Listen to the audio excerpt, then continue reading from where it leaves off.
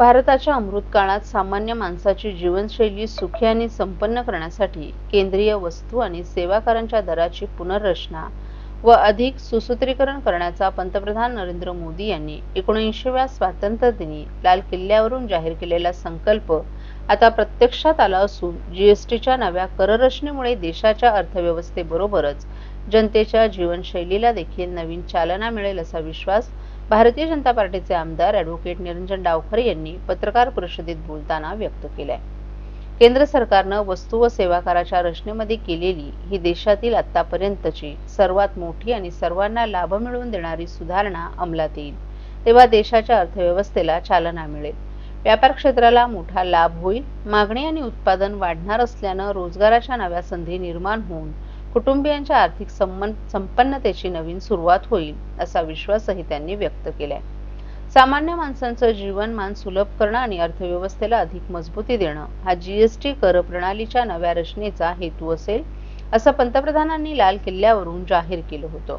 केंद्र आणि राज्य सरकारांचा समावेश असलेल्या जीएसटी परिषदेनं जीएसटी सुधारणांचा नवा प्रस्ताव एकमतानं संमत करून पंतप्रधानांच्या संकल्पास बळ दिलं आहे अशा शब्दात डावखरे यांनी या बदलाचं स्वागत केले।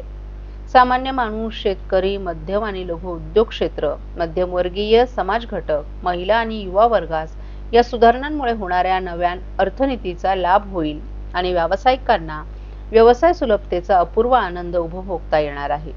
देशातील जनतेचं हित डोळ्यासमोर ठेवून ही जीएसटी प्रणाली कररचना तयार करण्यात आल्यानं देशात नागरिक केंद्रित उत्क्रांतीची सुरुवात झाली असून समाजाच्या अखेरच्या स्तरापर्यंतच्या प्रत्येक नागरिकांचं जीवनमान यामुळे उंचावणार असल्याचंही डावखरे यांनी सांगितलं। मोदी सरकारने नवीन कर प्रणाली जी आहे ती लागू केलेली आहे। यामुळे सर्वसामान्य नागरिकांना याचा फायदा होणार आहे, कारण जीएसटी मध्ये कमी असल्यामुळे अनेक जे वस्तू आहेत त्याची वस्तूंमध्ये मोठ्या प्रमाणात सूट दिलेली आहे। माननीय मोदीजींनी या स्वातंत्र्य दिनी खरं तर लाल किल्ल्यावरती घोषणा केली होती की जीएसटी कर प्रणाली ही अजून सुलभ आणि सोपी करण्याच्या संदर्भातली जी घोषणा केली होती, निश्चितपणे आता या संदर्भातला निर्णय हा झालेला आहे। जीएसटीची जी समिती आहे त्यांनी याच्यावरती एकमताने शिक्कामोर्तब केलं आहे, त्याच्यामुळे निश्चितच याचा एक फार मोठा फायदा हा सर्वसामान्याला होणार आहे। 28%चा जीएसटी ज्या गुड्सवरती पडत होता, म्हणजे साधारणपणे ऑटोमोबाईल असेल, मग त्या 3 व्हीलर असेल, मोटरसायकल असेल, त्याचबरोबर पेट्रोल हायब्रिड गाड्या असतील, याच्यावरती 28%वरनं 18%वर आलेलं आहे। त्याचबरोबर आपण ज्या डेली गुड्स वापरतो, म्हणजे आपलं शॅम्पू असेल, हेअर ऑइल असेल, त्याचबरोबर नॅपकिन असतील, याच्यावरती 18% लागायचा तो 5%वरती आलेला आहे। त्याचबरोबर शैक्षणिक दृष्ट्या पण हा जो जीएसटीचा निर्णय घेतला आहे त्याच्यामध्ये मुलांना स्कूलमध्ये लागणारे मॅप्स, चार्ट्स, पेन्सिल, रबर ह्या सगळ्यांवरती 12% जीएसटी लागायचा तो 0 केलेला आहे। आपला इन्शुरन्सच्या संदर्भातल्या इंडिव्हिज्युअल इन्शुरन्सवरती 18% जीएसटी लागायचा तो 0 केलेला आहे। मेडिकल इक्विपमेंटवर ज्याच्यावरती 12% ते 18% लागायचं ते 5% केलं आहे। त्याच्यामुळे फार मोठ्या प्रमाणात सर्वसामान्याला याचा खऱ्या अर्थाने फायदा हा होणार आहे।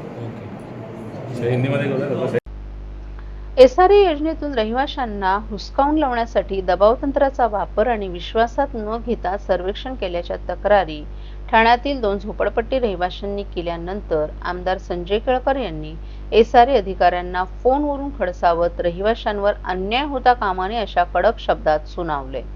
भाजपच्या खोपट येथील कार्यालयात झालेल्या जनसेवकाचा जनसंवाद या उपक्रमात आमदार संजय केळकर यांच्याकडे गाऱ्हाणं मांडण्यासाठी ठाणे शहरासह डोंबिवली, उल्हासनगरहून नागरिक आले होते। त्यावेळी ठाण्यातील नळपाडा आणि भांजेवाडी येथील रहिवाशांनी देखील त्यांची व्यथा मांडली।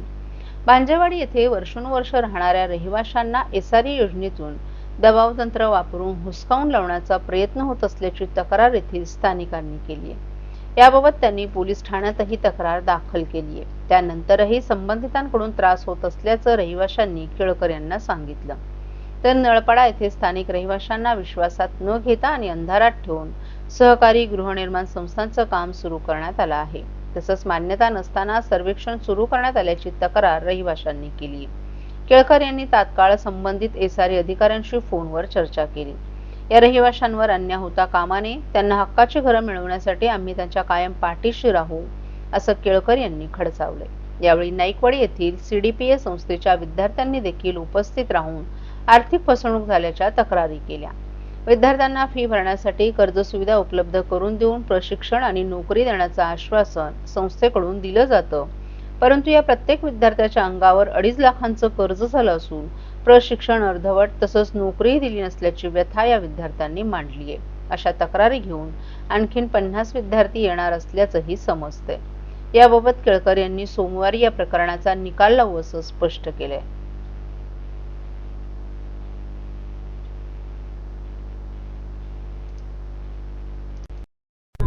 एक वेळ अशी येईल की शेवटी यांचा जर ज्याला म्हणता येईल संयम सुटला तर मग ही सगळी शेकडो लोक जे आहेत ते त्या ठिकाणी चाल करून जातील अशी परिस्थिती आहे। पण गरिबाने जायचं कुठे? त्याने सर्व दरवाजे जर तुम्ही बंद करत असाल तर ते योग्य होत नाही। SRAचे प्रकल्प आधीच अडचणीमध्ये आहेत, म्हणजे भाडी दिलेली नाहीत। SRAमध्ये पूर्ण वेळ CEO पण नाही की ज्याच्याकरता आम्ही अट्टास केला होता की इथे पूर्ण वेळ आम्हाला CEO पाहिजे, मुंबईला नको। तर जे CEO आहेत ते प्रभारी आहेत, त्यांच्याकडे 4-4 जबाबदारी आहेत, हे सगळं बघायचं कोणी? आणि त्याच्यामुळे यांना देखील न्याय देण्याचं काम हे करायला लागेल। फार मोठी समस्या शेकडो लोकांची आहे आणि ती 1 वर्षाची नाही, 12-12, 15-15 वर्ष प्रलंबित आहे। या इकडचा भाग जो आहे खोपटच्या इथला पण SRAचा आहे, गोकुळनगरच्या इथला एक SRA प्रकल्प आहे, भांजेवाडीमध्ये तर तो बिल्डरच दादागिरी करतो आणि बिल्डर त्यांच्या घर नावावर असून देखील त्यांना हटवायला बघतो। म्हणजे ही जी काही चाललेली आहे दादागिरी ती पूर्णपणे संपुष्टात आणण्याचं काम आम्ही आता पुढच्या काळात करणार आहोत। या शहरामधला गरीब जो आहे नागरिक त्याला बेघर जर कोणी करण्याचा प्रयत्न करत असेल तर आम्ही ते सहन करणार नाही। जो करणार असेल त्याला बेघर करू, परंतु या गरिबांना न्याय देण्याचं काम आम्ही निश्चितपणे पुढच्या काळामध्ये देखील करू। सर्व नागरिकांना आवाहन करण्यात येत आहे की सध्या डासांमार्फत पसरणाऱ्या डेंग्यू या आजाराचा प्रसार रोखण्यासाठी प्रत्येकाने पुढील प्रमाणे कार्यवाही करावी। डेंग्यू आजार एडिस इजिप्ती हा डास चावल्याने होतो। या डासांची पैदास साचलेल्या किंवा साचवलेल्या स्वच्छ पाण्यामध्ये होते। 8 दिवसांपेक्षा जास्त दिवस पाणी उघडे व साचून राहिल्यास त्यात डास अंडी घालतात। अंड्यांच्या अळ्या तयार होऊन पुढे डास तयार होतात। यासाठी आपल्या घरातील पाणी साठे उदाहरणार्थ बॅरल्स, पिंपे, टाक्या, हौद, रांजणे इत्यादी दर आठवड्याला रिकामे करून घासून पुसून कोरडे करून पुन्हा भरावे। 1 दिवस कोरडा दिवस म्हणून पाळावा। पाणी साठ्यांना घट्ट झाकणे बसवावीत किंवा जुनी साडी, चादर, धोतर यांनी बांधून झाकून ठेवावीत, म्हणजे डास त्यात जाऊन अंडी घालणार नाहीत। घराच्या गच्चीवर आजूबाजूला अंगणात कोठेही पाणी साचू देऊ नये। भंगार सामान उघड्यावर टाकू नये, उदाहरणार्थ टायर्स, प्लास्टिक सामान, कुंड्या, टाकाऊ वस्तू इत्यादी। अशा सामानात पावसाचे पाणी साठून त्यात डेंग्यूच्या डासांची पैदास होते। घरातील कूलर्स, फ्रीजच्या पाठीमागील ट्रे हे देखील वेळोवेळी कोरडे करावेत। लक्षात ठेवा, नुसत्या फवारणीने डास घनता कमी होत नाही, तर त्यासाठी डास पैदास ठिकाणे नष्ट करणे ही आपल्या सर्वांची जबाबदारी आहे। कोणताही ताप अंगावर न काढता जवळच्या शासकीय रुग्णालयात मोफत औषधोपचार घ्या। अशा प्रकारे नागरिकांनी सहकार्य केल्यास डेंग्यूचा प्रसार रोखणे सहज शक्य आहे।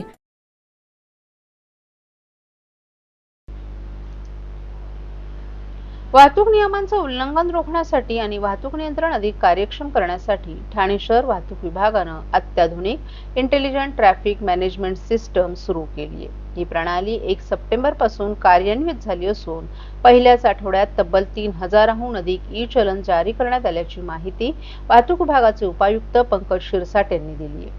ही कृत्रिम बुद्धिमत्तेवर आधारित प्रणाली 24 तास कार्यरत राहते। उच्च क्षमतेच्या कॅमेऱ्यांद्वारे सिग्नल तोडणं, हेल्मेट शिवाय दुचाकी चालवणं, 3 जणांना बसून दुचाकी चालवणं, लेन कटिंग सारख्या नियमभंगांचं स्वयंचलितपणे रेकॉर्डिंग केलं जातं। प्रत्येक उल्लंघनाचं छायाचित्र थेट नियंत्रण कक्षात पाठवलं जातं आणि तेथून वाहन मालकांच्या नोंदणीशी लिंक करून ई चलन पाठवलं जातं. पहिल्या टप्प्यात कॅडबरी जंक्शन, तीन हात नाका, माजिवडा, कापूरबावडी, आनंदनगर, ओवळा, अंजनूर फाटा, कल्याण नाका आणि दिघे चौक यांसारख्या महत्त्वाच्या ठिकाणी बॅरा कॅमेरे बसवण्यात आले आहेत. पुढील काही महिन्यात संपूर्ण शहरात 350 कॅमेरे बसवण्याचं नियोजन आहे. या प्रणालीमुळे वाहतूक पोलीस आणि वाहन चालकांमध्ये होणारे वाद कमी होतील, कारण कॅमेऱ्यांमध्ये रेकॉर्ड झालेला पुरावा अधिकृत नोंद म्हणून वापरता येणार आहे. त्यामुळे कारवाईत पारदर्शकता राहील आणि गैरसमजाला वाव राहणार नसल्याचं शिरसाट यांनी सांगितलं. याशिवाय ITMS प्रणालीमुळे रिअल टाइम वाहतूक नियंत्रण, गर्दीचं नकाशीकरण आणि भविष्यातील वाहतूक नियोजनालाही मदत होणार आहे. या उपक्रमामुळे अंमलबजावणीत पारदर्शकता येईल, तसंच नागरिकांसाठी अधिक सुरक्षित रस्ते निर्माण होतील. तंत्रज्ञानामुळे रस्त्यावर वादाला वाव राहणार नाही, नियमभंग थेट रेकॉर्ड होतील आणि दस्तऐवजीकरणही होत असल्याचं एका वरिष्ठ अधिकाऱ्यानं सांगितलं. पण याच्यानंतर आपण पायलट पुढचा नेक्स्ट सेकंड फेजमध्ये जवळपास 14 जंक्शन्सवर हे कॅमेरे लावणार, ITMSचे कॅमेरे लावणार आहोत. त्यातील तीनाथ नाका असेल, नितीन कंपनी असेल, माजिवाडा जंक्शन असेल, कापूरबावडी जंक्शन असेल, आनंद नगर जंक्शन असेल, ओळा जंक्शन असेल, सिटीमध्ये मूस चौक असेल, त्यानंतर मुंब्रामध्ये शिळफाटा असेल, शिळफाटा जंक्शन असेल, कल्याण जंक्शन असेल, भिवंडीतील कर्नाल जंक्शन आहे, दिघे चौक आहेत, परत राजनोली नाका आहे, त्यानंतर अंजूर फाटा या ठिकाणी पुढच्या 15 दिवसात आपण कॅमेरेज लावणार आहोत. या ठिकाणी RLVD म्हणजे रेड लाईट व्हायोलेशन्स, त्याच्यानंतर स्टॉप लाईन व्हायोलेशन, नंतर झेब्रा क्रॉसिंगचं व्हायोलेशन, त्याच्यानंतर पुढे जाऊन ट्रिपल सीट असेल, रॉंग साईड असेल आणि परत विदाउट हेल्मेटचं पण हे पण आपण याच्यात घेत आहोत. यासाठी आपल्याला आपण सध्याच्या फर्स्ट फेजमध्ये 10 कम्प्युटर्सवर याचा प्रोसेस करत, हा पूर्ण डाटा प्रोसेस करत आहोत. त्याच्यासाठी आपले वाहतूक विभागाचे 2 शिफ्टमध्ये 20 कर्मचारी अविरत काम करत आहेत. आणि